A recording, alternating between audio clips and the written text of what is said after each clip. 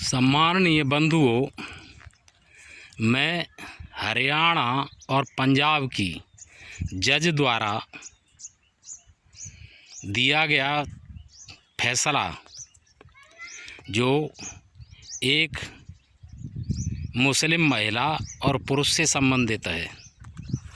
उसने कहा है कि 15 वर्ष की लड़की, मुस्लिम लड़की की शादी जायज़ है और मुस्लिम पति बिना तलाक लिए दूसरी शादी कर सकता है, लेकिन मुस्लिम लड़की बिना तलाक लिए दूसरी शादी नहीं कर सकती है।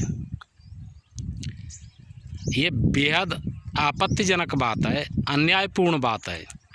ऐसे लोग जिन्हें जज करना नहीं आता है वो जज बन जाते हैं। ये न्याय के नाम पर कलंक हैं। सुप्रीम कोर्ट इस पर पुनः संज्ञान ले और सही फैसला करे। मैं पूरी न्यायपालिका से, पूरी सरकार से, सदन से और प्रशासन से यह पूछता हूँ कि भारत की इकाई कौन है? भारत राष्ट्र की इकाई कौन है? भारत का संविधान किसको अधिकार देता है? भारत की इकाई भारत के नागरिक हैं। भारत का संविधान नागरिकों को अधिकार देता है। तो ये बेहुदा फैसला कैसे करोगे? क्या देश धर्म के आधार पर चलेगा? और फिर इस्लाम धर्म कहाँ है? किसने कह दिया कि इस्लाम धर्म है? और कौन कहता है कि अल्पसंख्यक हैं? धर्म की भी एक परिभाषा है और अल्पसंख्यक शब्द की भी एक परिभाषा है। भारत की ये सबसे बड़ी कौम है। सरकार ने स्वयं हिंदुओं में 5 कौमें, भारत को 5 कौमों में, 6 कौमों में बांट रखा है। एक सवर्ण, दूसरे अनारक्षित, तीसरे ओबीसी, चौथे SC ST और 5वें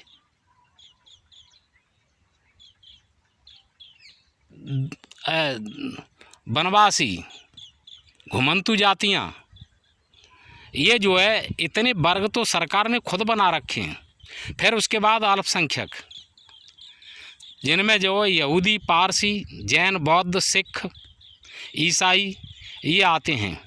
इन सब की अलग अलग संख्या करके देखी जाए तो भारत में सबसे ज़्यादा संख्या आज मोमडनों की है और उनको अल्पसंख्यक कह करके विशेष अधिकार, विशेष सुविधा, विशेष सम्मान दिया जा रहा है। ऐसा क्यों? भारत की इकाई भारत का नागरिक है और समानता के आधार पर सबको अधिकार दिए जाएं। यदि सरकार, सदन, प्रशासन, न्यायपालिका ऐसा नहीं कर सकती है तो वह हिंदुओं को गुलाम घोषित कर दे तो हम तसल्ली कर लेंगे कि हम आज भी गुलाम हैं, या फिर इन चारों पाजियों की संस्थाओं के सीने पर चढ़ कर के अपने अधिकार ले लेंगे। किसने इनको अधिकार दिया है कि ये ऐसे बेहूदपने के फैसले करें? इनको जो है ऐसे फैसले नहीं करने चाहिए। ऐसे फैसले करने से देश को तमाम तरीके की हानि होती है। मैं ये जानना चाहता हूँ कि औरतों के जान नहीं होती है, उनके दिल नहीं होता है, उनके स्वाभिमान को, सम्मान को ठेस नहीं पहुँचती है, उनके भी हित हैं कि नहीं हैं? ऐसे बेढंगे फैसले क्यों करती है? क्या जो हरियाणा की और पंजाब की जज है उसे ये अनुभव है कि 15 साल की आयु में शादी करने से, हम बिस्तर होने से किसी एक लड़की के व्यक्तित्व पर क्या प्रभाव पड़ता है? अच्छा पड़ता है या बुरा पड़ता है? ठीक है, जब इस बात के प्रमाण नहीं है कि वो 15 वर्ष की आयु में किसी लड़की की शादी हो जाए तो हितकर है, अच्छा है देश के लिए, समाज के लिए, लड़की के लिए, नारी जाति के लिए। तो फिर यह सभी को दिया जाए अधिकार, एक विशेष समुदाय को क्यों? विशेष अधिकार, विशेष सम्मान, विशेष सहायता क्यों दी जा रही है? क्या इसलिए कि इन्होंने देश के टुकड़े करवा दिए और अपनी संख्या से दूना क्षेत्र ले लिया?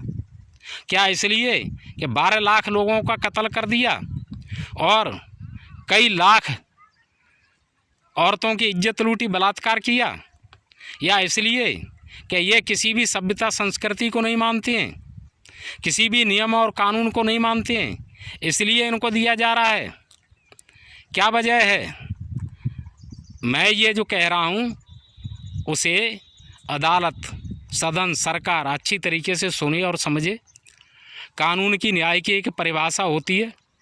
ये धींगा मुश्ती, गुंडागर्दी ये नहीं करे सरकार, ठीक है? आज तुम्हारी सरकार है, तुम सत्ता में हो, तुम्हारे हाथ में ताकत है, तो न्याय की, नीति की, कानून की तुम्हारी परिभाषा है। यदि कोई और आ गया तो उसकी न्याय नीति की परिभाषा होगी, और तब तुम्हारा क्या हो सकता है इसका अनुमान किया है? ये जो आप कर रहे हो वो स्पष्टतः संविधान का उल्लंघन है, कानून का उल्लंघन है, मानवाधिकारों का उल्लंघन है, ठीक है? मूल अधिकारों का उल्लंघन है, आदर्श जो आचार संहिता होती है उसका उल्लंघन है। ये आप क्या कर रहे हो? कुछ न्याय अन्याय दिखता है तुम्हें कि नहीं दिखता है? यदि इसमें तत्काल प्रभाव से सुधार करो, और नहीं तो फिर इसके लिए तैयार रहो कि जब कोई और आ गया तो फिर तुम्हारे साथ जैसा तुम न्याय कर रहे हो, जैसा तुम कर रहे हो वैसा ही तुम्हारे साथ होगा।